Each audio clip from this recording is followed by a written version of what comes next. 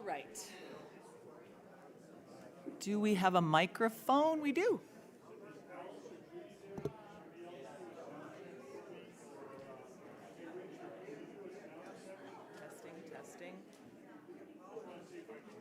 Testing. Testing. Okay, thanks, Anne. Oh, that did work. Testing. Ah, okay. Testy. Come on in, everybody. We need 40 people for a quorum today, and Anne Freed tells me we're very close. Thank you, Scott.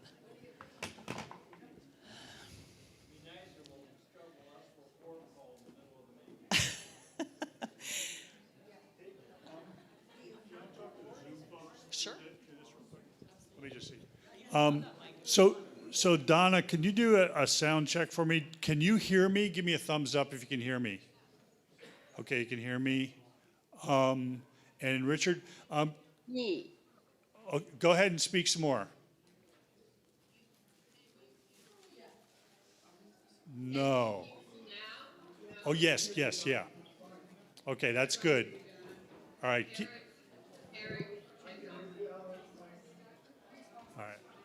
I can hear Joyce and Richard. Testing. Okay. Let's get started, shall we? How were your snacks? That was courtesy of the Board of Trustees. Thank you to the Board of Trustees for snacks today and other associated adults like spouses and friends. Thank you for that. We wanted to make sure you had something to eat. We didn't anticipate you'd want to spend another half hour in there today. But welcome. Let's convene the meeting of the annual Congregational Business Meeting for Unitarian Universalists, San Luis Obispo. And we'll start today by lighting the chalice. I'd like to invite Ken Hill to come up and light the chalice for us today. And once again, this thing. Rod, stop. He's just got the magic touch. Thank you.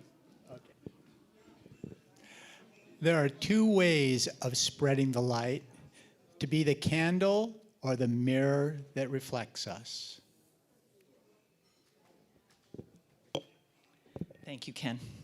So we chose those words today because we know each one of you is a special light here in this congregation, and we come together in this way so we can be a mirror for one another, because together we burn very brightly.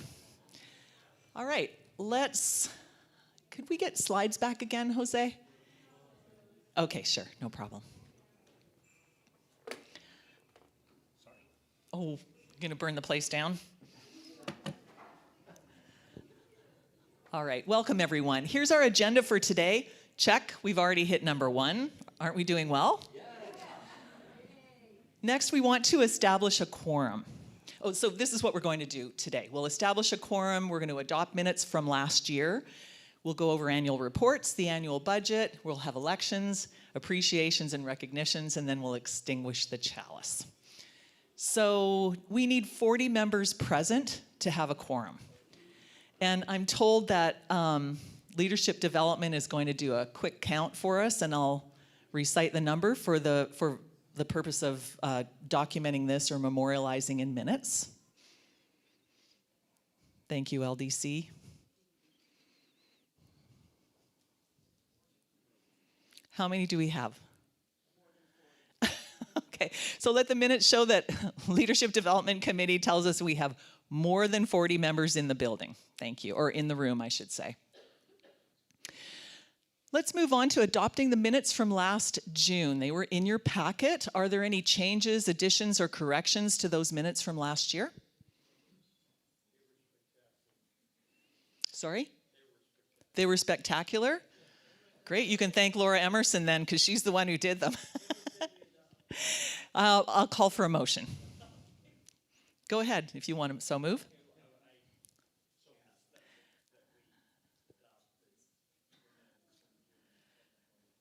Thank you. Ron Sampson moves. We adopt the minutes from June 2024. Allison Ritker seconds that. Any discussion? All in favor? Any opposed? Any abstained? The motion passes. Thank you. All right, so we want to do an annual report from the Board of Trustees. I'm not going to talk a long time. First, I do want to introduce the board to you. Ken Hill, who you've already seen today. Tracy Waddell is here. Anne Freed is here. Eric Olson is here. And Alice McNeely is not here today, neither is Dave Bernhardt. I'm really sad about that because I planned to roast him super hard. After 6 years on the Board of Trustees and the way he roasted you last Sunday. But we'll get him another time. We'll get Dave another time. So on behalf of the Board of Trustees, I want to go over some of the main points in our report that was also included in the packet. We've been doing, as Rod said, he told us in September he was retiring. I probably will never forget that day I sat in your office and heard you say that. I will say that the journey's been wonderful. And I think it's a great privilege to be at the end of a journey. You know how if you're traveling somewhere, those last few miles can sometimes be the most important ones? And that's how I feel about my time with Rod the last 2 years as board president. Thank you, Rod. This last year's been wonderful, and we've learned so much from you about how to lead with love. So transition planning was a big part of what we did this year. We struck a transition team, and that team was led by the very capable Alice McNeely. And members of the board who were on the team were Ken Hill, Tracy Waddell, Ann Freed, and Garrett Ferguson was the 5th member to round it out. So thank you to that. The transition planning took up a lot of time for those people, and we're really grateful. We held second Sunday meetings very regularly. Oops, that's not supposed to happen just yet. We redid some policies and procedures, thanks to the work of Laura Emerson, putting a lot of that together. And actually, I should also introduce Laura Emerson as a board member this year, who was, because of health reasons, not able to continue. And Anne graciously stepped in and filled the rest of her position. But we're grateful to you, Laura, for all of your service, none the least of which was policies and procedures, which we're continuing to work on as a living, breathing document. We did do a statement of support for trans individuals this year. I'm happy to hear that moved forward. We have recommendations, as many of you may have read in our report, about moving our financial stewardship team to a finance committee. And we're anticipating that in fall, the relevant people will get together and make some decisions about a charter for that new committee that will report to the board and will function with the support of the treasurer. So that's coming. Of course, we did the minister's evaluation, which was a really fun thing, and always a good experience to hear from people in the congregation about how much they appreciate Rod, because we're the one, as a board, we're the ones who evaluate him. It's always a very joyous process. And then we have to kick him in the behind for a few things every year. Rightly so. Yeah, I don't know. I will say that just for all of your edification, in previous years, some of the times we've asked for the minister to have more presence in RE. That happened this year. We've had the minister to have more intentional conversations with staff about evaluation. That happened this year. So don't for a minute think that our minister sort of rested on his laurels for year 13. He's still continued to grow and change and respond to the requests of the board, and we want to express our gratitude to you for that. Safety was another issue we took on this year, and it sounds like we're going to still be working on that. We're working together with our legal immigration folks, with UU Rise. We're coming up with some safety trainings. We're anticipating our new minister, who is very well versed in issues around safety, will support us in coming up with some processes. We're looking at potentially having a response team, because we know that as UUs, we're vulnerable. We know that because of some of the work we do, we're very visible in this community. We want it to be that way, and we also want to stay safe. So we're going to be looking at that issue more as time goes on. Our goals this year were membership. I mean, Larry's killing it over on the membership. Larry is killing it. And let me also say, you're all killing it, because I go out there and watch, and one of the privileges that I have as board president is the chance to be able to see what other folks are doing here. And Larry definitely lights the chalice on membership, and I think together with Rod, they've done a great job welcoming new members. But I will also say that so have all of you, and that welcoming other people onto your committees, your activities, your social events, that's what really helps deepen connections. So there's been a lot of growth and interest. Membership engagement and involvement is up, and outreach to new members has been great, UU 101 and so on. So I think I mean, do you ever reach a goal? We're going to continue on, but this was a very big goal this year because we knew that moving into a transition time, our membership, we are this church, our membership was going to keep us strong. So check on that one. Communication and visibility.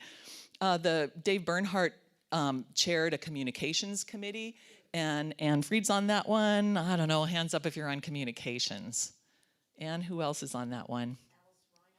Alice Reinheimer, thank you. And together they put the banners out front, and they've been talking with, they're going to be getting some more advice from people on how to do effective marketing for us. So we are currently looking for a social media person. Denise Jackson said she's interested, but if you want to work with her on that, social media is an ongoing goal for us.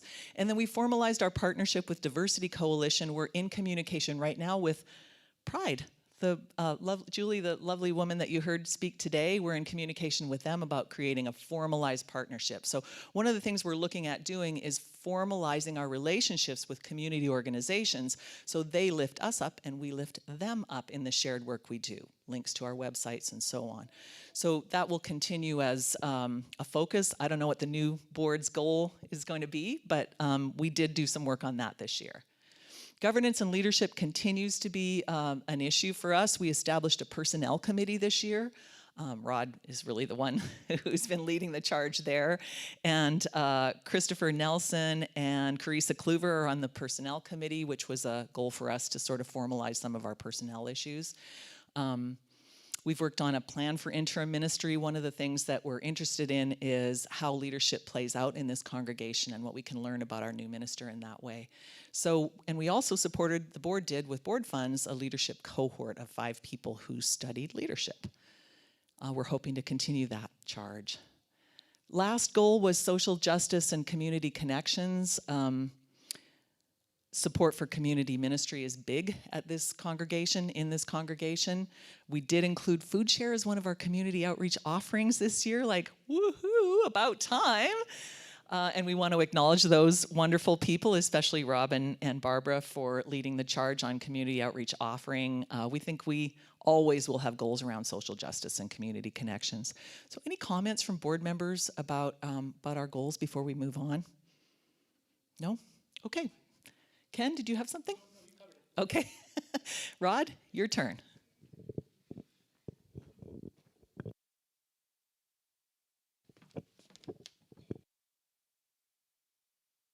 Early on in this church year, you received a message from your minister announcing his retirement. I want to remind you of a piece of what was expressed in that message. This decision emphatically does not arise from any disappointment or dissatisfaction with this congregation. Quite the contrary, serving as minister of this congregation is one of the greatest honors of my life.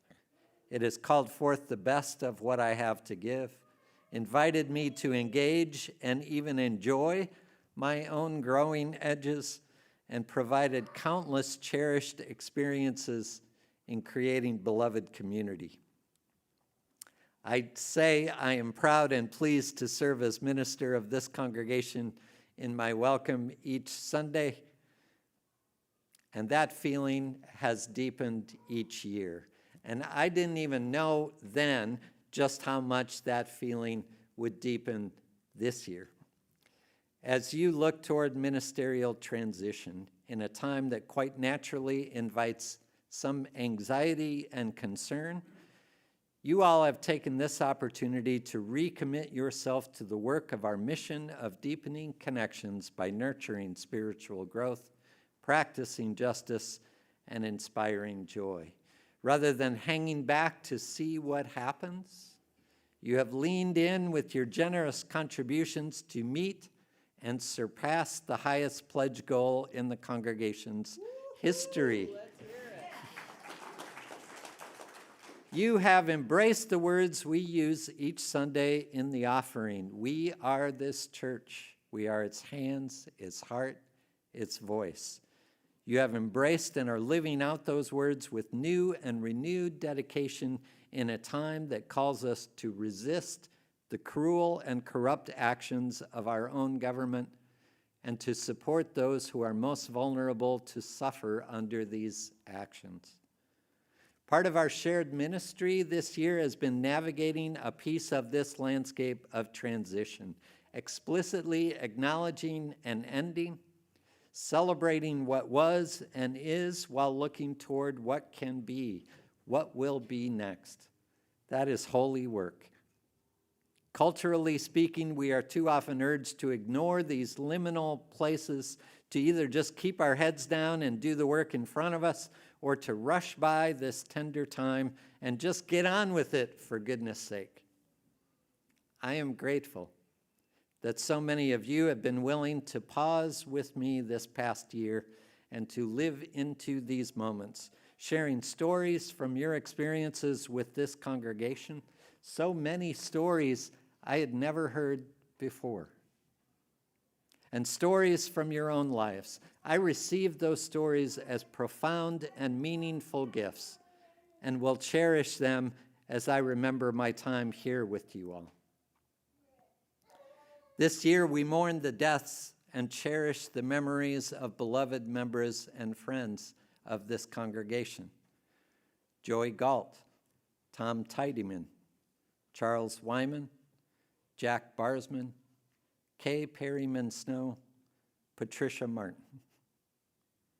Our thoughts and our hearts are with all who knew and loved these people. The memories of Joy and Tom and Charles and Jack and Kay and Patricia live on within many of us and among all of us who gather here in person and online. As I close my final annual report, I am filled, indeed overflowing, with gratitude. We could be here until the next annual meeting if I were to thank everyone personally. But I would like to offer thanks to the person who invited us to share gratitude on this very day, Board President Deborah Clear. These past 2 years, yes. These past 2 years have been very full ones, both for the congregation and for me personally. Deborah, self-described church lady in the very best sense of that phrase, has helped to guide, inspire, and encourage this community with compassion, thoughtfulness, humor, self-reflection, and deep dedication. And she has supported me and informed my ministry in a tender time. So thank you. Many thanks to Deborah, to board members, to an awesome staff team that it is a joy and a privilege to work with, to all the members and friends of UUSLO. You all have changed my life and made me not only a better minister, but a better person. Thank you.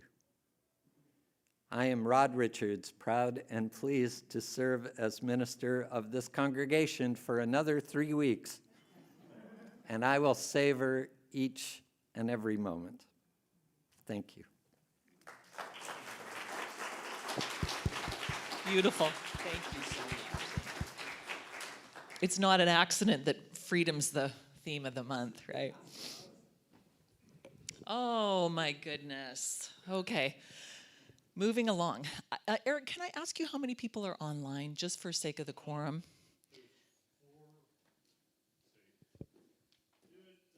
Online folks, we got 1, 2, 3, 4, 5, 6, 7 people online. 7 online, and I counted 65 in the sanctuary, just for 72. That might be a record for a congregational meeting too. Yeah, hang on, it's right here, Carrie.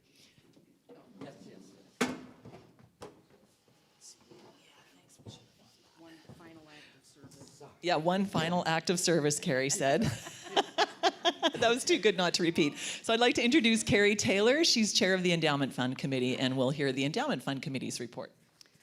Okay, thank you, Deborah. As she said, I'm Carrie Taylor. I'm this year's chair of the Endowment Committee. We have 6 members this year, and I'd like them to stand as I read their names if they're here. John Bonaventure, Chris Heinrichs, Terry McCrae. John Smigelski, we already know is not here, and myself. Oh, Don Olson, sorry, Don. Your name is here.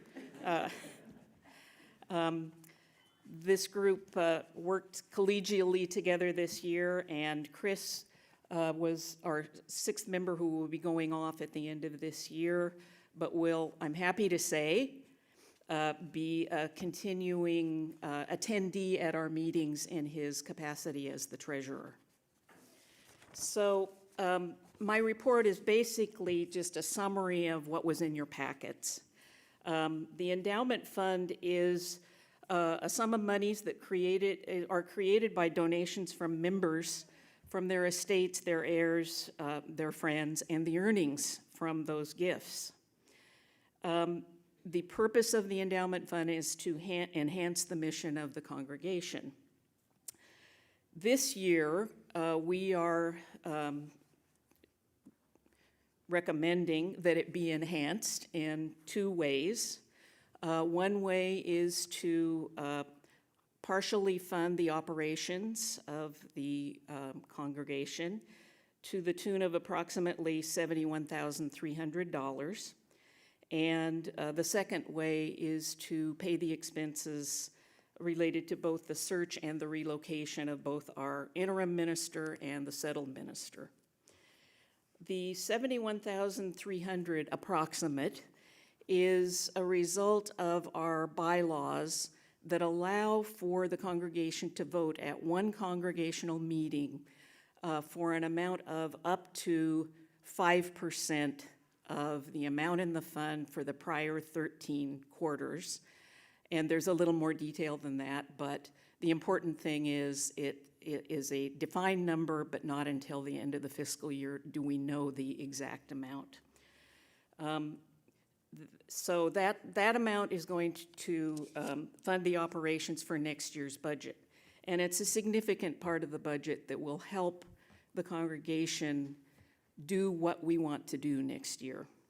The second part is for the interim and settled minister searches. That exceeds the 5% that can be allocated at one congregational meeting.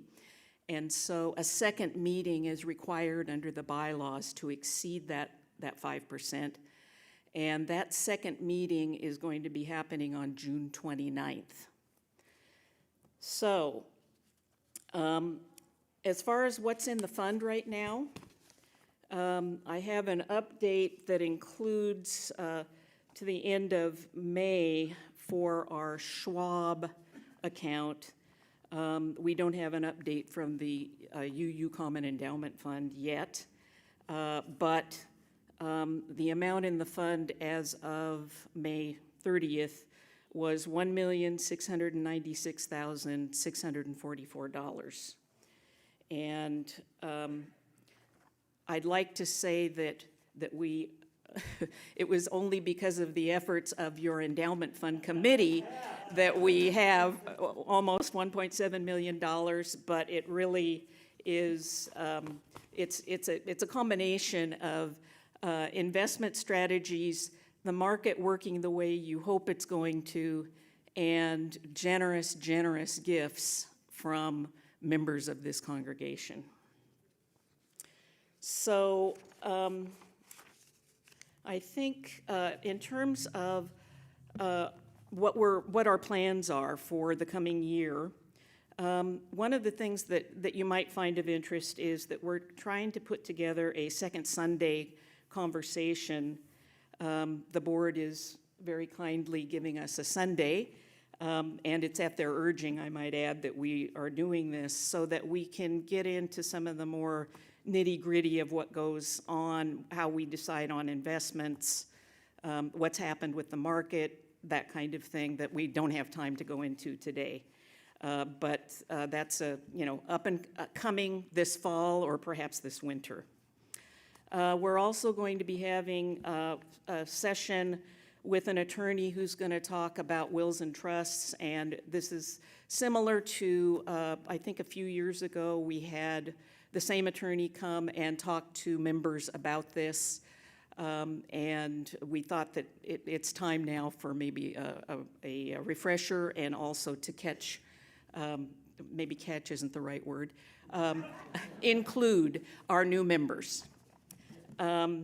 And we will also be talking about, a little bit in that session about how to remember UUSLO in your wills and trusts. Also, the Endowment Fund Committee is going to have a role in how the Finance Committee evolves, perhaps with a member and perhaps more involvement. It's yet to be determined. So at this point, our recommendations were on a second page, or third page actually, that were in your packets, but I'm going to read this and hope for immediate action after that. So the Endowment Fund Committee recommended in collaboration with the Board of Trustees and the Minister that we approve by majority vote, that the congregation approve by majority vote the estimated allocation of $71,300 of endowment funds to support the 25-26 fiscal year operations, with a final number provided at the close of books in 24-25. And secondly, to approve by a 2/3 vote the allocation of up to $40,000 of endowment funds for costs related to the interim minister and settled minister searches. I should have mentioned that before, that anything in excess of 5% requires a 2/3 vote for that part. And then there's a following action that I included in the packets, but it's for the June 29th meeting. So are there any questions? Gina? I understood in past. Yeah. Oh, sorry.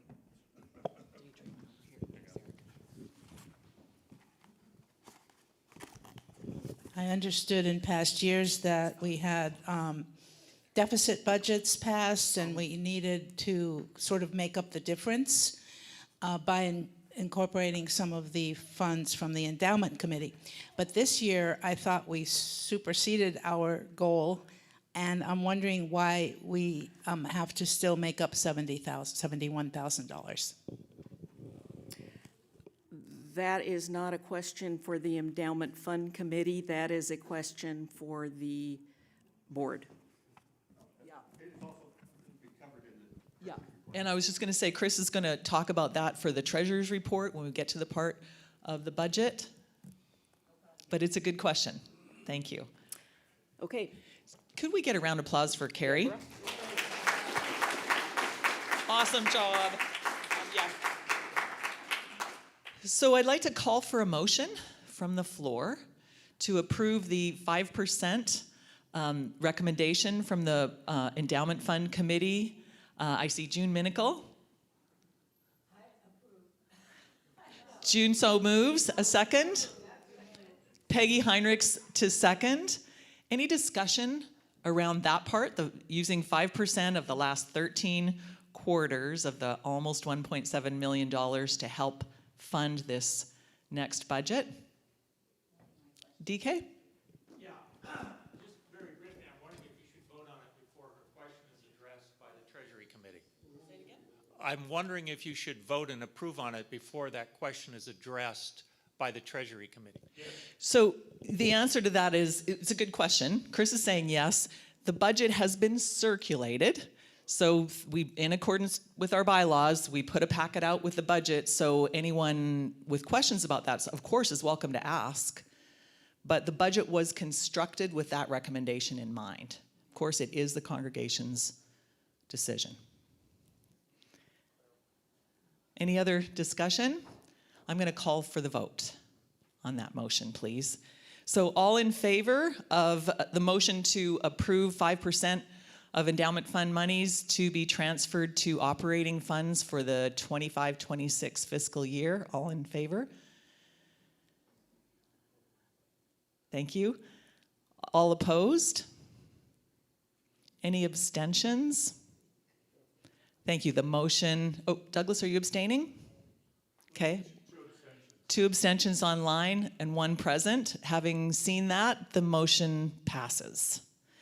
So I'd like to call for another motion now, and that would be the recommendation of Endowment Fund Committee to provide this, to fund the search process. As Carrie said, they're approving up to $40,000. And I know people think that's a large number. It is a large number. That's why we went to Endowment Fund Committee to ask for those funds. Hiring an interim minister, of course, required time and money and energy. Relocating that person is also going to require some money. And then the search for a new minister will begin this coming January. And that requires a lot of time, money, and energy. And we don't know if we're going to hire somebody from the East Coast who needs to relocate their family. So having those funds in our back pocket is what has informed some of this recommendation that's coming from Endowment Fund Committee. It wouldn't be the entire amount, right, Carrie? So the amount is up to $40,000 depending on what the costs are. Okay, so I'm going to call for a motion if I could. Rob? Rob DeGraff moves. Andy Glick seconds. Any questions or discussion? Remind that it's 2/3 on this. Is it 2/3 on this? 2/3 of the quorum. Yeah. Thank you. George?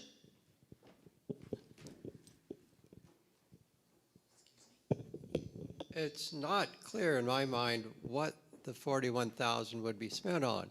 I mean, is it relocation? Is it for our committee, for our members who need housing as they go around the country? Yeah, so good question, thank you. And if you were asking the question, someone else is thinking it, George. So I'm not the expert on this, and Alice McNeely's not here. She's the one who's been leading the charge for the interim search. Anyone else is welcome to answer. Would any of you guys, Tracy? Here you go. Correct me if I'm wrong, Ken, but the interim spent almost no money in its operation because we did everything on Zoom and virtually.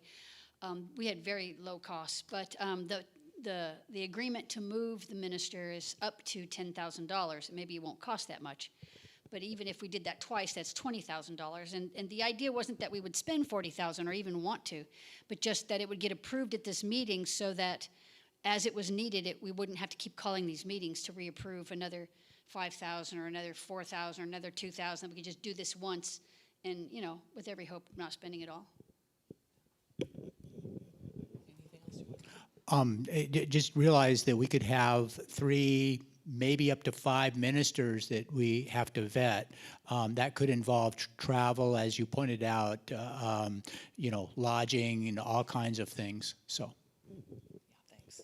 Chris, do you want to? Yes, the number came from the recommendation of the UUA, which basically said 2 searches, 2 relocations, plus there's a fee to the UUA for administering the process. So we're just taking the number that they say expect to spend in this neighborhood.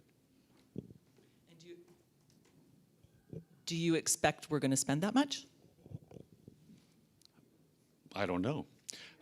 But the other point to make is the way it's set up is it will, as Tracy mentioned, we will only go to the endowment to reimburse for money that's actually spent. So we're not like spending the money and then seeing what we're going to get. When we spend the money for those purposes, the endowment will reimburse basically the church fund. Right. Thank you, Chris. So that's that up to $40,000 that came as a recommendation from the Endowment Fund Committee, because if we don't use $40,000, we won't transfer that money. Alice has a question online too. Oh, okay. Sure, let her go. So Alice, can you just speak your question? And then you're next. Hello, Yeah. anybody here? These voices Alice might be needs on. to speak, please. Yeah. Tell Alice to speak. Go ahead, Alice. We can hear you. Okay, I just wanted to say, for the settled search, there are a number of additional expenses. This is Alice McNeely, in case you wondered. This is Alice McNeely, not Alice Reinheimer. I thought it was Alice Reinheimer at first. Oh, sorry. That's okay, go ahead. For the settled search, we bring several ministers here for weekends to be interviewed by the committee.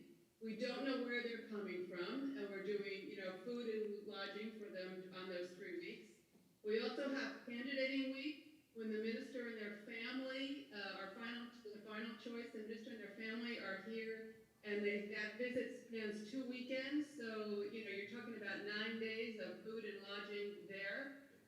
And then, of course, relocating the minister, so that's where those expenses come in. It's it's not expenses for the committee members per se. It's a very small amount, if anything, there. It's really for the whole interview process. Thank you so much, Alice. I didn't realize you were online. Appreciate you speaking up today. And Gina, you had a question? I'm not sure that works, is it? Push the bottom till it turns green. There it is. Is it on now? Yes. Oh, yeah. Oh, there's the light. I just thought maybe we could have shortened this by, it seems like we would have records from when we did the last search, and I know prices are different now, but that there must be records in the budget from past searches. Yeah, and that was a consideration and also the recommendation from the UUA. Any other questions? Just a quick comment. Rod, you were here 13 years? Fortunately, we're not trichodecaphobiacs. That's people with the fear of the number 13. Speak for yourself, DK. I would just want to remind people that this is more than an expense, it's an investment. When you think of what you're doing and the person will hopefully be with us for a long time, it's money well spent. Thank you.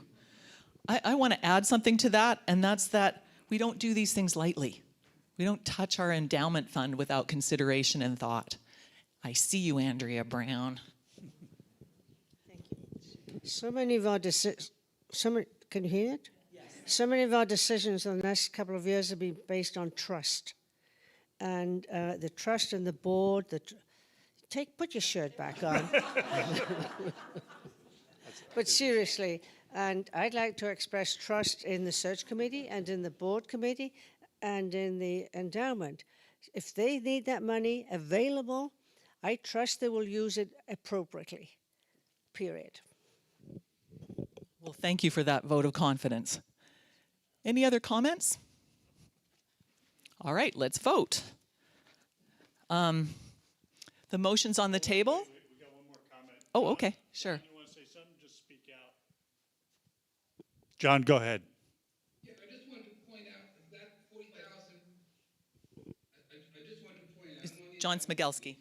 John Smigelski down. Yeah. I just want to point out that's an up to 40,000. If the money's not spent, it stays in the endowment. So we're very careful about that. I think we share some of your concerns. I guess it's the right amount.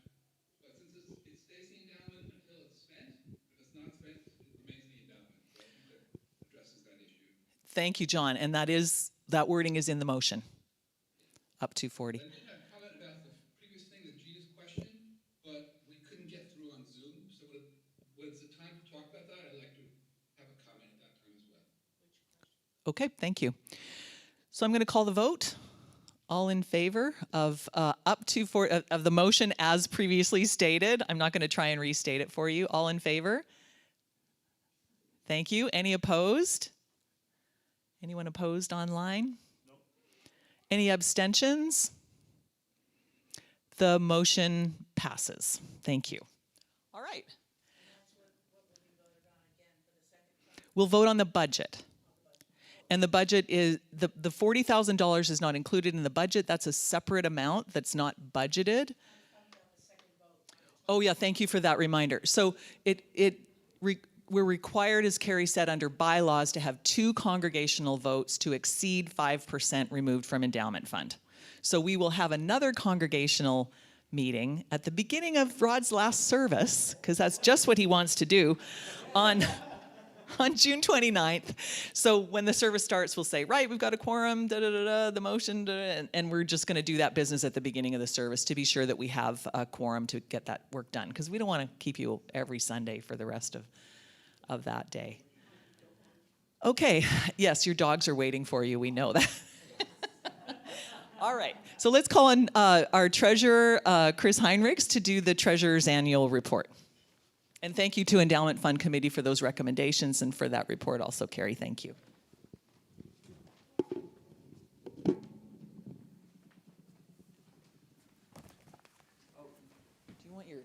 clicker? Get rid of that if you want the clicker. Yeah, it would make me feel tall. I'm the shortest male member of my family. Okay, there we go. With the slide appeared magically. I love it. You want to click or not? Yeah, I want you to click. I will click for you. Okay, so slide 2. The report was in your packet, and so I assume that if you're interested, you saw it, and you do not need me to go here and read through it. It had 2 pages of text where I tried to be complete but brief to describe the situation, and it included 2 charts. Ones that covered the income and the expense of this fiscal year up through the 10 months because we had to write the report, so we had to it at that point. And it also showed the balance in all of the fund accounts that we have across all the accounts by the end of April. So the next slide. And so through April, the total income was over $400,000. Of that, almost $300,000 was pledge income. The pledge income is our largest source of revenue. And we had a total expenses over that same period of time of a little over $350,000. And so that leaves a fund balance of $39,000. And what the fund balance means is if you take all the income and then you take all the expenses, what's the difference? So what that says is from 1 July through 30 April, or 31, whatever, I can never remember, that we collected $39,000 more than we spent. So we have $39,000 to see us to the end of the year, plus any other income that we have. The other thing to mention is that we have an operational reserve fund which started the year at $25,000 and we haven't had to touch it, so it's still at $25,000. Then the next slide. Can I add something? Yes. Do you mind if I add something really quickly? Is it on? Okay. I mean, I think financial stewardship team met and discussed this. At least I got an email from someone about it, and that's that as of now, we've actually exceeded our pledge amounts. So people pledged a certain amount, and at this point in time in the year, we've exceeded that amount for our pledges from last year for this year. So we're expecting those numbers to look even better We are. by the end of the fiscal year. Okay, so, and that's not every dollar that goes through the church. That's what's the budgeted amount. There are non-budgeted cash flows. So there's what we generally call pass-through accounts. This is money that we collect for a special purpose and then just pass it on, give it to whoever it's collected for. So that's the Ministry Discretionary Fund, the Community Outreach, We Care Food Share, the Tijuana Home Build, and some other ones. And over the course of just between July and April, the generous people of this church have collected and passed on $47,000. And we also spend some money not in the operational budget, but from, in this case, the major maintenance. By the end of April, we spent $11,000. I just checked the numbers yesterday, and it's up to $13,000. So, and that was for sound installation, tree removal, parking lot refurbishment, and handicap access. So that's money we spent, but it is not part of the budget. It's part of a separate fund. And then so the budget as was passed a year ago was a deficit budget in that we had our expected income and our expected expenses, and our expected expenses exceeded the income by $2,000. Of a $400,000 budget, that's essentially even. It's difficult to look into the future, but we're pretty close now. It looks like we're going to end the year with about an $8,000 surplus. We won't really know the actual number till probably about August. Till the auction's finished. Yes, as we're counting on the auction, it says the auction is going to bring in $8,000. That's part of the prediction there. And so we'll have to see what it does. And so the operational reserve fund should stay the same. In fact, hopefully we'll add a little bit to it when all said and done. So that's the treasurer's report. That's the status of how we've spent this current year. Thank you, Chris. That's just the report. Now I get to have the next item on the budget, the next item on the agenda, which is the budget presentation. Unless there are questions. Are there questions? Sorry, other questions. The budget question? Okay. Yeah. Do you want to restate it for us, Gina? Well, it's, Oh, thanks, Eric. I was just, I don't think you need to answer. I don't keep track of this budget the way you do. That's why you're a treasurer and you do such a great job. Thank you so much. And you've always answered my questions right away.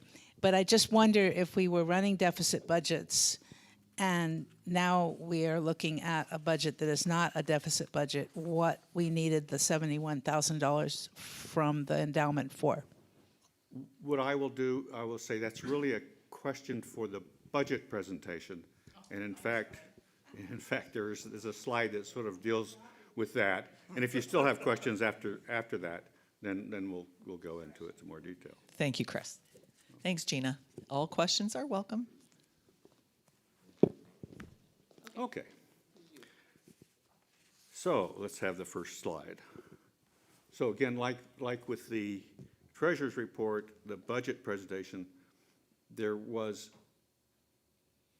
a handout that you got before the meeting, a packet inclusion, and it's a 7-page read ahead. Now, in that, you could look at on the front page, it describes the budget in 30 lines. So it's one page, this is the thing. And then it follows with the 6 pages. If you want to see what's really in the budget, you don't need 30 lines to tell you. You need 130 lines to tell you. In the summary budget, it says music, and there's a number. But if you look at the larger presentation, it says 5 to 6 things that go into making what that is. That's all the details. And so you don't just have a number that stands alone, like say the budget calls to spend $1,000 on hoo-hoos. What does that mean? So at the very least, I included last year's budget, our current year's budget by comparison. So if we plan to spend $1,000 on hoo-hoos, well, was that more, less, or the same as what we did last year? So that was what was put forward. Right, and if I could say, we would project this for you, but none of you would be able to see the numbers because they're so tiny. Spreadsheets don't project very well. So we are counting on you to have had a look at your packet to understand what Chris is describing for you here. Okay, the next slide. And so to break it down, 2 big areas, there's the income and the expense. So roughly, we're basically a pay-as-you-go organization. We get money primarily through pledges, but also through the plate and other donations. And we take that money in and we spend things as we go. And there are the 6 sources that are listed there. And then there are 2 special reserve funds that contribute. One is the endowment fund, which contributes money to the operational budget. And then this year, because we are going to have a financial review and we have a reserve fund to help fund the financial review, then money from that reserve fund is then brought into the operational budget to pay for the financial review. Next slide. And so here we have the larger number is the projected income, and that's like the pledge number was when the pledge campaign was closed. Actually, if we look, I was talking to Larry this morning, if we look at what is the number today, it's about $5,000 more than that. But that can change. A month from now, someone could say we're moving or we have an illness, and we know we plan to give you $1,000, but we can now probably only afford to give you $400. So it changes. But at some point, you just have to nail the number down and then go on with it. And then the smaller number is the current fiscal year, so the budget we're in. So you can see that the pledges increased compared to last year by about $25,000. And pledges support 70% of this budget. So again, around numbers, three-fourths of what everything we do is paid for by the pledge income. The endowment contribution is estimated at $71,300, and last year it was $65,000. That pays for 15% of what we do. So endowment pays for 15% of the minister's salary, 15% of all salaries, 15% of the music program, 15% of the electric bill.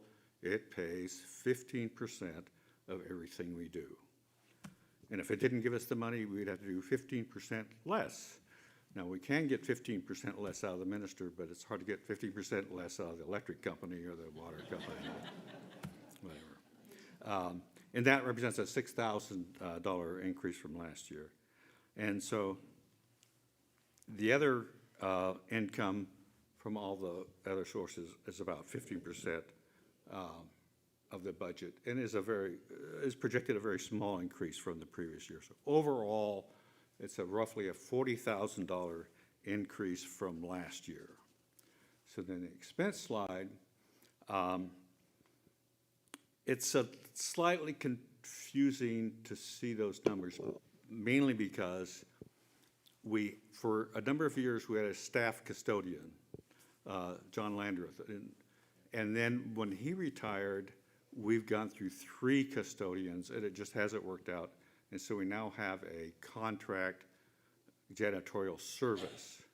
And so that expense leaves the staff employment and goes to support. So it's a little difficult to compare the two offhand.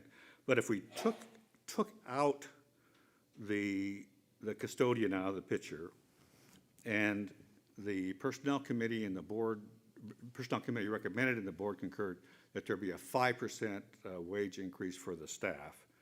And so a 5% wage increase increases the staff salary and benefit costs by $13,000 compared to last year when we take out the custodian. Programs are looking at about a $9,000 increase, and support services, and again, we have to, taking out the custodial contract, because that makes it hard to compare one year to the other, is a $12,000 increase. The mortgage is 6% of the expenses, and that's unchanged. And so we have about a $40,000 increase in expenses. So next slide. Okay, so this is the income versus expenses. So the bottom line of the last 3 budgets and the proposed budget. So the budget that was the 22-23 fiscal year, that budget was passed. It was a $28,000 deficit budget. And then the next year was really a stretch budget. We'd had the Deck Steps program. We added a staff position. That's what really increased the budget. And it was passed with a $40,000 deficit built into the budget. And like I mentioned, last year's budget was $2,000 deficit. This year, the proposed budget is a true balanced budget, 0. Every expense is covered by a projected income. What? And then the next slide. I just want to add one thing. And we actually added 2 positions in the year 23-24 because the tech director was also an added position in addition to the membership director. So those were 2 super valuable positions. We knew from COVID we needed support in the tech end of things. Even though Rod and others here are very well versed in tech, we needed somebody to help support us to keep the online stuff going. And I know I always say this, but we're here on Sunday mornings with 100 and whatever of us. There are another 35 people online sometimes. So it's a very valuable part of our community, and having that tech support's been really valuable to us. And then, of course, you know, having the membership director, I think that whole experience has spoken for itself. But as Chris said, we don't want you to walk away with the impression that we're taking money out of the endowment fund to fund these positions. We're funding these positions in this proposed budget because we know they're important.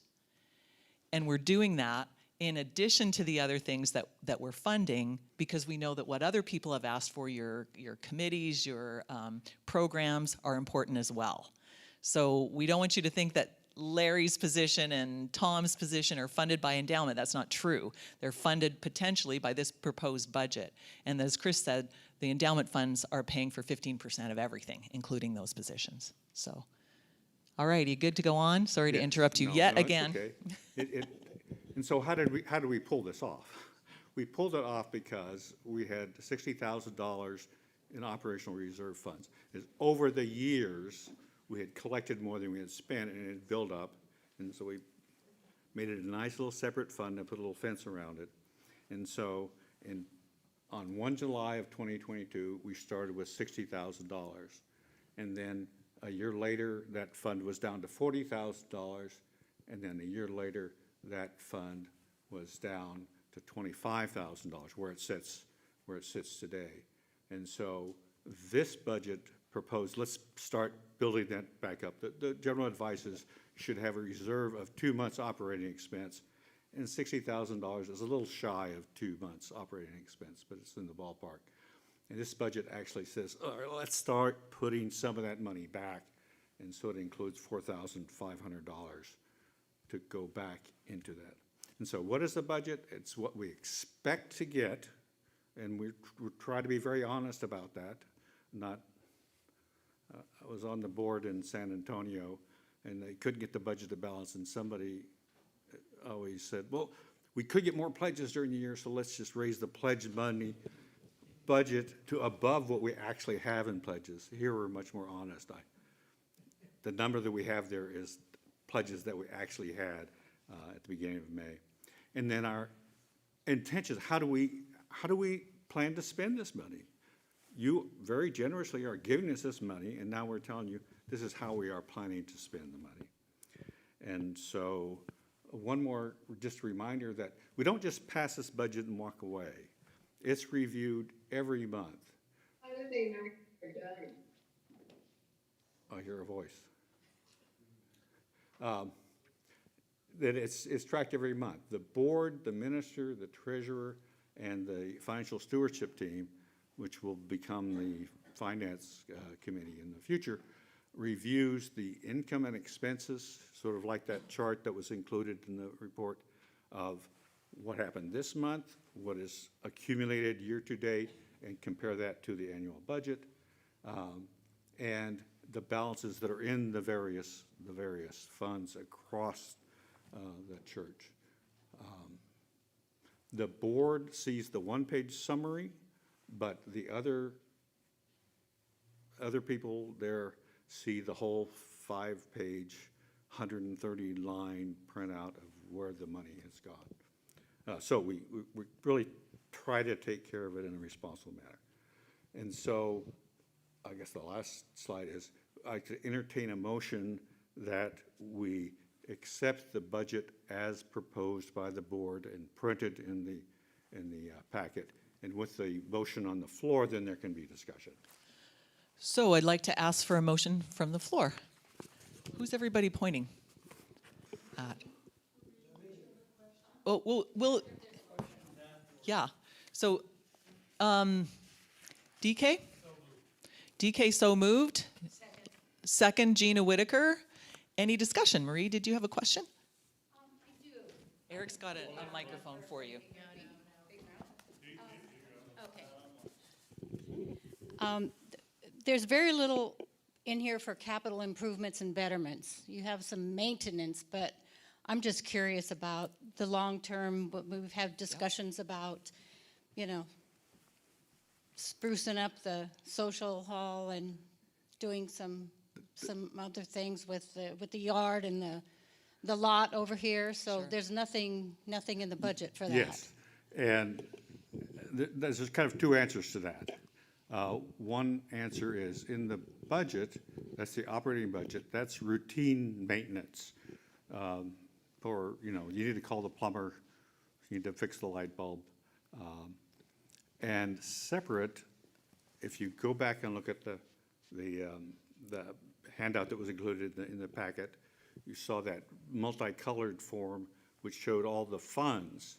The first fund is operations budget, operations fund. The second was major maintenance, and as I mentioned on the slide, We've spent $13,000 this year, but that came from major maintenance. And there is currently left about $20,000 in that fund. So right now we have funds that are set aside for major maintenance. So whether that would be to repair the roof or to paint the building or to do things like the sound improvement, that's money that's set aside, and that's something that's dealt with, but it's not dealt with through the operational budget. It's dealt with through a separate budget. Does that answer some of your question? So maybe if I could, I think what you're asking is, when are we going to get to doing some of these big projects we want to do? And we want the building to look prettier, we want the bathrooms to look nicer, we want the social hall to look good, and when are we planning for that? Because this is a transition year, we didn't put the brakes on. We did a lot of visioning last year, remember? We know what you all want to do. We know the visions and dreams we have for this place. For this year, we needed a balanced budget that supported this transition with enough money to manage our regular maintenance expenses and some left over to do things like, hopefully, paint the building or whatever the facilities and the board decides to do at that time. There isn't $100,000 set aside to do a revamp of the whole building yet. That might involve a capital campaign where we go and ask for additional money to do that. That might involve something like, I'm just speaking off the top of my head, a matching fund with endowment. I mean, we don't know. We would have to listen to endowment recommendations, finance committee's recommendations, facilities recommendations, and the desires and wishes of the congregation. But it's very much in our minds. We're doing something here. We're going places here, and we're not going to let those dreams die. We are not. So trust us to move into this next phase with an interim minister with an eye to the future. And some of that will be improving our physical plan. Go ahead. One of the things that we've been hearing from the congregation, and Brigitte was totally on board with, is that we are not putting the brakes on. Interim time is a time to, tighten down the bolts and everything else, and just shift into the next gear. So that's what we're planning on doing, which may take some money, and then we'll address that. Ingrid. Thanks.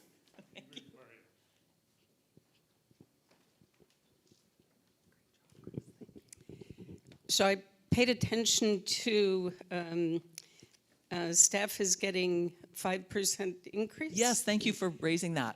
And that includes the minister? It doesn't. It does not include the minister because we have an interim minister coming on board. Right. So that salary negotiation was a separate line item. Separate piece, yeah, because having been involved in 4 nonprofit budgets, for nonprofit organizations' budgets for many years, we don't usually bring the new people in above the No, it would be an seasoned insult. person. I think Yeah. it would be an insult to our Yeah, current minister to pay exactly. the interim more money. I mean, I'm sort of tongue-in-cheek when I say that, but no. And if you're wondering, yes, our interim minister will not make as much money as Rod's making now. Okay. And that's in keeping with recommendations for appropriate salaries for our area, with the UUA's recommendations, the amount of experience this minister has, and so on. So yes, it's actually a lesser amount for ministerial expenses. Okay, thank you so much. It was a slight social justice issue in my mind, so Was for me too. I appreciate that. It was for me too. I'm really happy we were able to at least give 5% to existing staff. Yeah. Other questions about budget? I will reassure you, I hope, that the board went through this budget very, very, very carefully this year. And I'm not kidding when I say 3 varies. I pretty much tortured these guys for 3 meetings in a row because we wanted to be really sure that we understood where we were spending this money this year, especially if we're going to the congregation to ask for additional money coming out of the endowment fund. And we didn't have an eye to the budget to sort of be lean and mean. We had an eye to the budget to understand what our mission is and how we wanted to accomplish that. So I hope we did that. I hope we did that with the help of FST, and Rod was instrumental in that as well as Chris. So should I call the vote?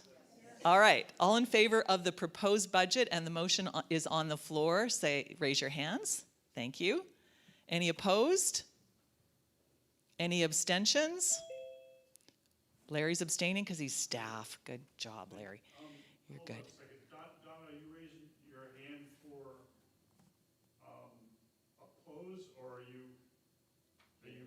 voting for the budget?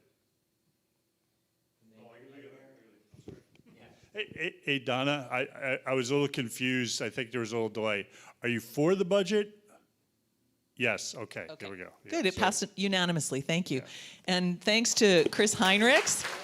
I'm just gonna recognize you right now, Chris. We have a very generous member who decided that you needed this gift to kind of get you through the rest of the summer. So you have our sincere thanks for all of your hard work. Thank you so much. You guys have no idea what this job is like. It's a lot. I just want to thank Deb. She's the organ grinder. I'm just the monkey. I'd much rather be the organ grinder, believe me. I mean, Chris brings us detailed reports and insights every single month at board meetings, and to know that he has his hands around the finances together with FST and endowment in this organization is a huge relief to us. Rod, in case you didn't know, Saint Rod of SLO, we're going to rename him. Hanji and I will call you. It'll be Saint Rod of St. Paul. There's a lot of saints in there now. But St. Rod is also very, very, very good at budget and money. Did you know that about him? Yeah, he doesn't just say a lot of really wonderful words on Sunday. He's very good with budget. So together, they help inform us a lot about budget, and I feel like we really did a good job getting our hands around it this year. Okay? All right, so thank you for that. What did I do with the clicker? Let's move on to elections, shall we? Jan, Leadership Development Committee, has some elections to announce for us. Thank you. And this is Jan Meslin, Chair of Leadership Development Committee. Yay, Jan. Thank you. Good meeting so far, isn't it? Yeah. I want to say that Rod is not the only one that has a way with words. All of the people so far make it really an interesting meeting, and I want to thank you all for that. Me, on the other hand, I need to read what I'm going to say, so forgive me. There is excitement in the air, though, and I feel love at the center, which is so wonderful and so important. Also on the Leadership Development Committee this year were Allison Ritker, Katie Eyre, Dave Cochran, and Jean Edwards. Yay, LDC! Yeah. And we'll recognize you a little later. So I have the honor to introduce our slate of candidates for this next church year, some who will fill spots that have been vacated. Here's the slate of candidates with which the LDC, the board, and Rod recommend that we move forward. You have probably read their bios in the weekly news. If not, they're also in today's packet. If you can, please stand when I call your name. Deborah Clear, first year, second term Board of Trustees, and thank you. We really appreciate that you're coming back for a second term. Thank you. Only if you elect me in.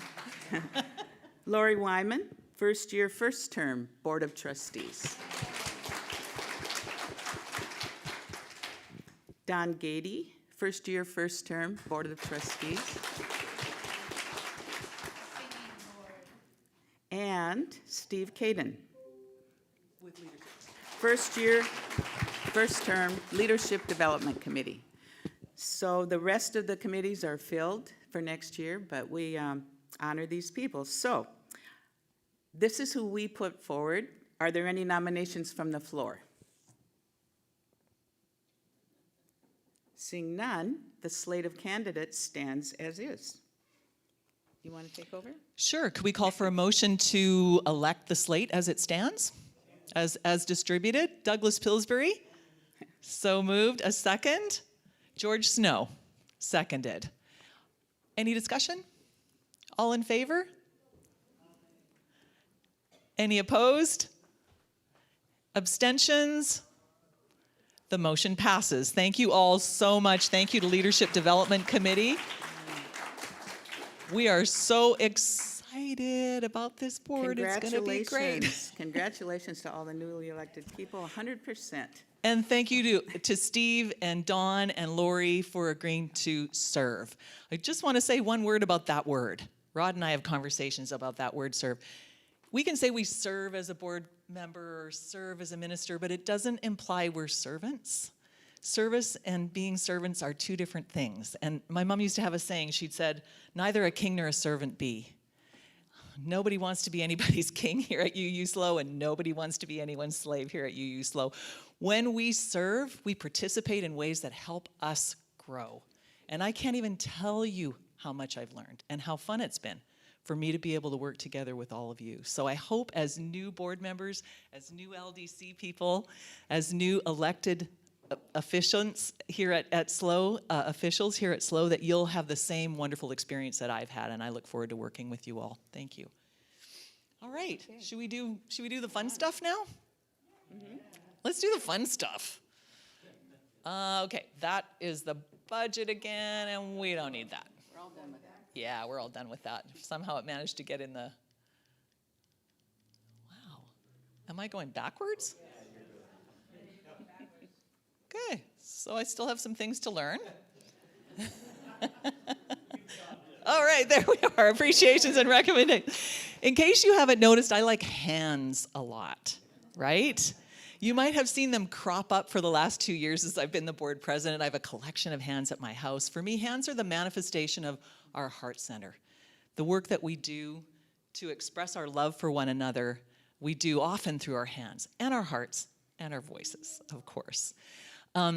So we have some things to hand out today, among them chalice pins to people who've been, and you can see that on the left side, to people who've been engaged in the work and maybe are taking a step away. And some of you will get heart pins because we thought, or hand pins because we thought that would be a fun thing to share. If you are a leader today and you are given one of these pins, we encourage you to put it on your name tag if you wish, to be identified as someone who leads with heart and hands here at UUSLO. And I would say also, if I may, Jan, that leadership is something that not everybody does. I mean, I think we're all leaders in our own way. If you show up Sunday morning, if you help make coffee, if you collect the offering, you are a leader in this community. But if you're the person sending the emails to make sure there are enough people to do that, or if you're the one who's showing up to Garden Gang with all the right equipment, that requires a different level of commitment. And we appreciate leadership here. We appreciate and encourage it here because it allows all of us to lean into the kind of help and support and participation that we want to do. So our leaders make it possible for all of us to participate, and we're going to recognize them today. All right? So what do we start with? Maybe, okay, I'm going to start with the Board of Trustees. Tracy, everybody is going to get, my husband Scott made these words of wisdom cards. They're really fun. And they're great sayings. What was the one you liked, Don Gady? Don't be so humble, you're really not all that great. Yeah. That was Don's favorite. I think that was Indira Gandhi, believe it or not. So thanks to Scott for donating these. Everybody on the Board of Trustees is going to get one of these. And I want to thank Tracy, Eric, Ken, Dave Bernhardt, Anne Freed, and Alice McNeely for their service on the Board of Trustees.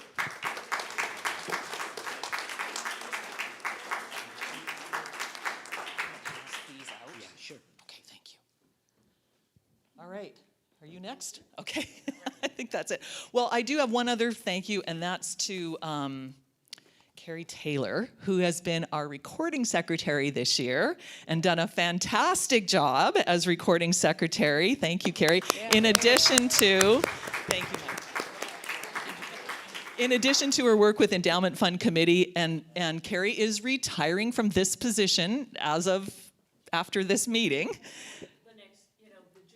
The June meeting, right. We've got the June 29th meeting. After that, she's retiring from recording secretary. So we are now hiring.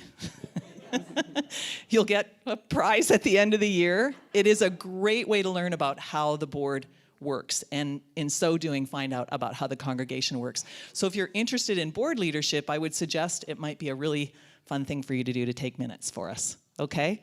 All right, go ahead. Thanks.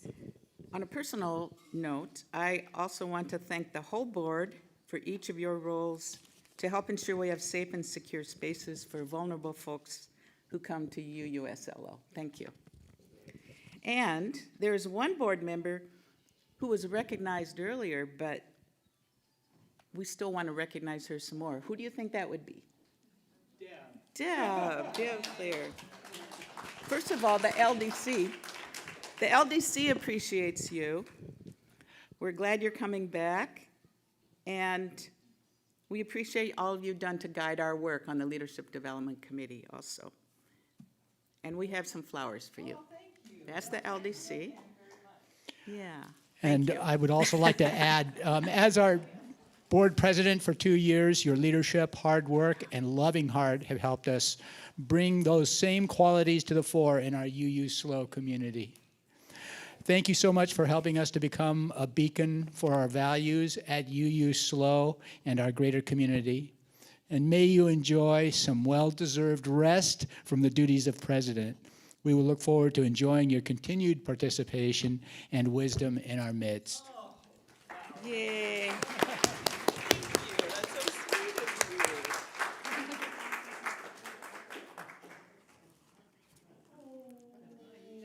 Big garden basket. Oh, great. This will fuel the fire. So I ended up with a gardening glove that was maybe in the green waste this week, so I don't know how you knew that, but thank you all so much. Thank you. Okay, I'd like to thank the Leadership Development Committee next. Please stand if you can. Alice. I have one Oh, other person. sorry. I want to give a chalice pin to Laura Emerson, who served so well.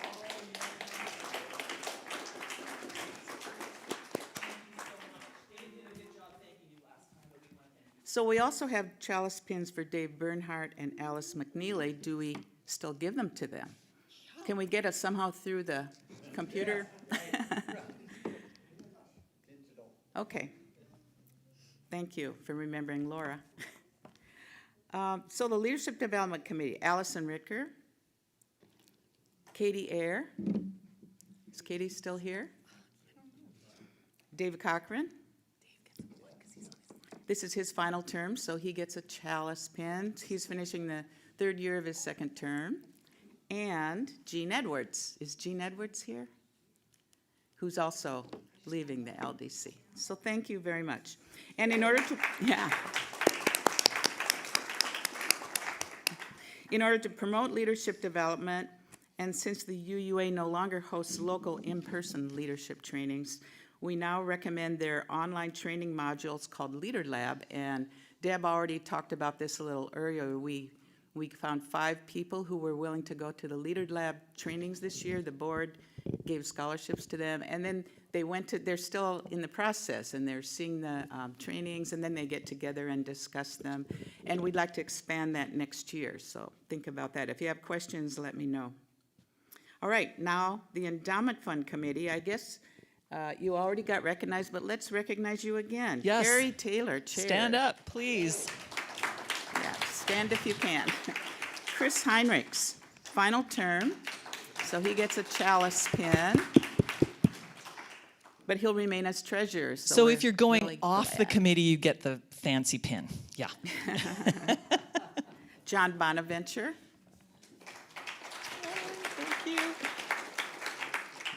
Terry McRae, who's not here, John Schmigalski, and Don Olson. Thank you, LDC. All right. Thank you, EFC. Thank you, Endowment Committee. You already did the next thing, didn't you? Yep. All right. Should we ask Allison to announce our Volunteer of the Year? Yes. That would be fun. Let's do that. You want to come up here? Oh, never mind. No, thank you. It gives me great pleasure. Is this on?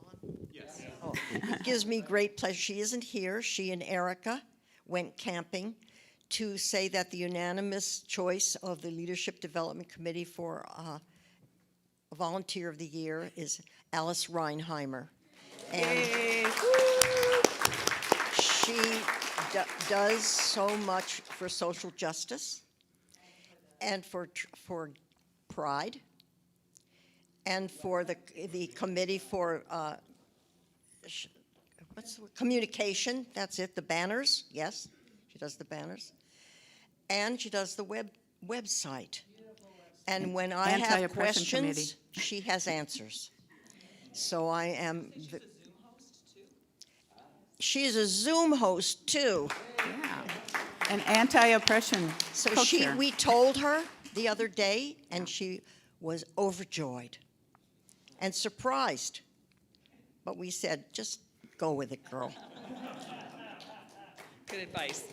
Thank you and congratulations to Alice. Okay, and we have some flowers for Alice when we next see her. Okay, the whole interim minister search committee, or transitions team, as we heard them called. Tracy, why don't you stand again? Tracy Waddell, Ann Freed, Garrett Ferguson, Ken Hill, and Alice McNeely, who's online. Thank you all for helping us to find the best interim minister out there for UUSLO. All right, we've got more to thank. We can all step up, but we want to especially appreciate some who've taken responsibility for leadership roles. Please stand as able and as your name is called, and then you can sit down because it'd be a long time standing, maybe. First, Allison Ritker for the newsletter and the email blasts. Thank you. What more can we say? All right, Regional Care Coordinator Chair, Jan Clark. Is Jan here? No. She's resigning, so she gets a pin, but she's not here. Oh, well. The Pledge Campaign Chairs for an all-time record-setting pledge campaign, Mary Glick and Pinar Perrine.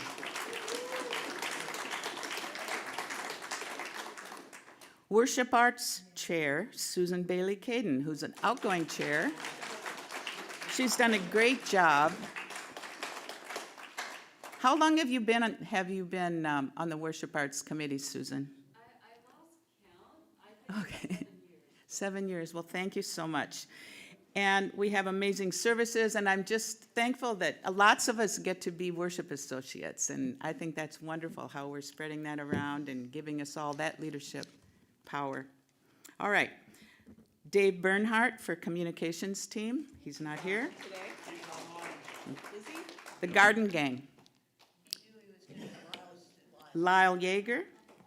Garden Gang. Is Lyle here? No.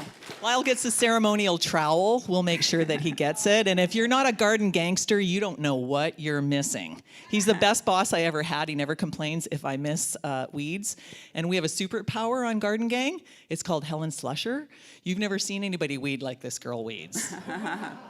So thank you to Lyle. All right, Food Share. We'll give Barbara Watson and Robin Weed Brown especially for their leadership.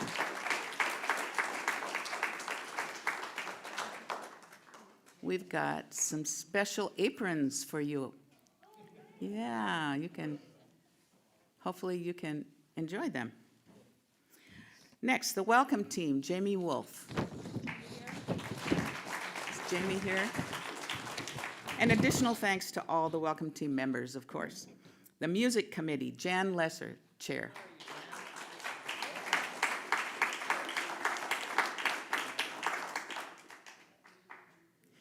Community Outreach Offering, Judy Hornaday. Is Judy here?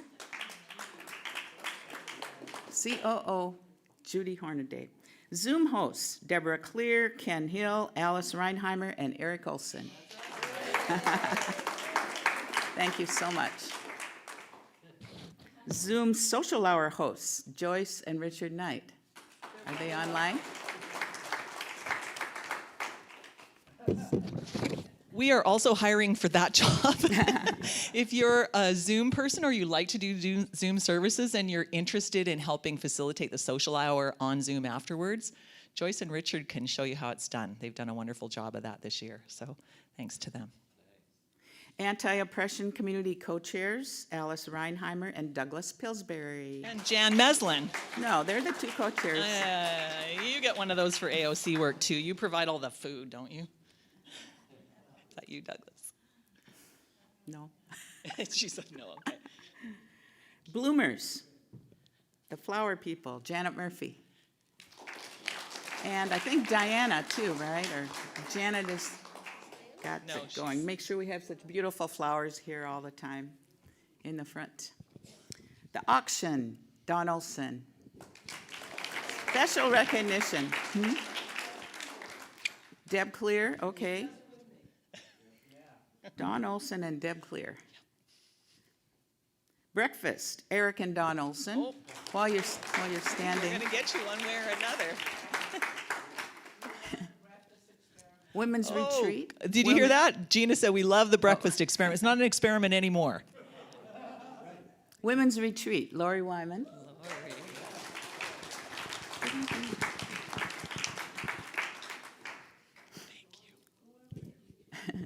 People's Kitchen, Scott Clear. Oh, how about that? Yay, Scott. Always making sure we get food and volunteers. Is it the fourth Sunday of every month? Right, thank you. Aesthetics, Alice McNeely. I think she's still online. Thank you, Alice. Climate Community, Ken Hill and Don Gady. Where's Ken? I probably need help doing this, don't I? Where did Dawn go? Don, stand up. Immigration Legal Services with URISE, Karen Munoz Christian and Jan Meslin. That's. I knew you were going to get a pin one way or another. One way or another, I you were already going to get a got pin. one. Yeah, okay. Ladies of the Evening, Rosemary Lucier. Where is my girl? There she is. Library, Robin Weed Brown. They just keep coming. Thank you. It looks so beautiful. Litwitz, Mary Parker. Litwitz. Craft Night, Denise Jackson. If you haven't gone to craft night, you need to get your act together. It's really fun. Small Group Ministry and Meditation Mondays, Allison Ritker. That's you again. How many pins does one person need? Pride in the Plaza and TransPride UUSLO organizers, Chris Barber and Gina Whitaker. That's you, my friend. And Chris is not here. All right, Andrea Brown, just for so many years of service. Long time service. And hosting so many coffees with the minister. And your UUSLO delegates to the UUA General Assembly business meetings, Douglas Pillsbury, Gina Whitaker, Jan Meslin, and I think Ken Hill, you were too, right? Yeah, 4 of us. And Janet Murphy was with Loretta, yeah, so 5 of us. Women's Discussion Group, Wendy Galt.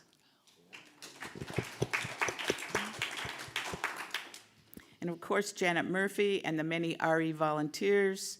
Although we honor the RE people at a special Sunday, but we thought we should honor Janet again. Yes, let's hear it for RE. RE. Consultants, helpers, and guides. There are lots of people to include.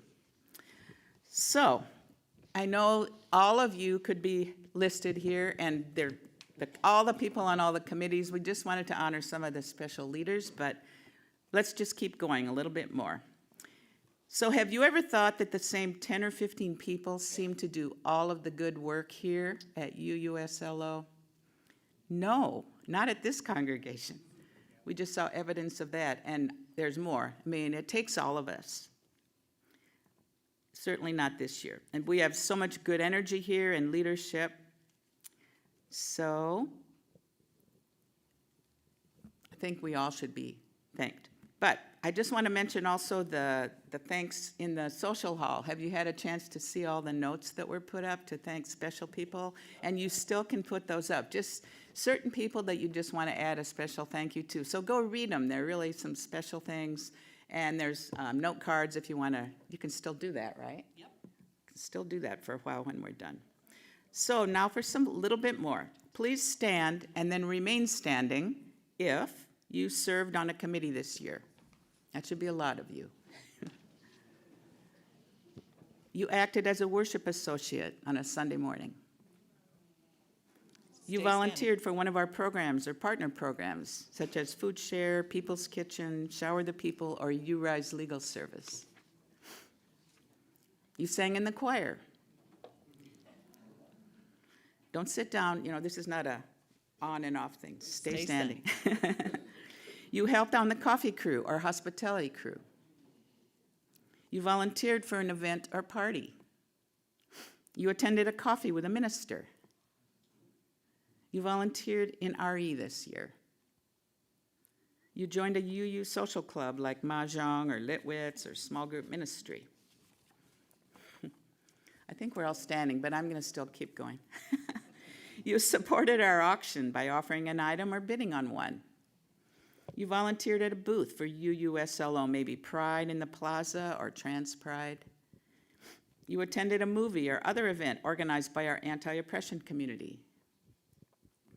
You attended a second Sunday meeting. You subbed or pitched in when someone needed a hand. You pledged. You come to church on Sundays when you can.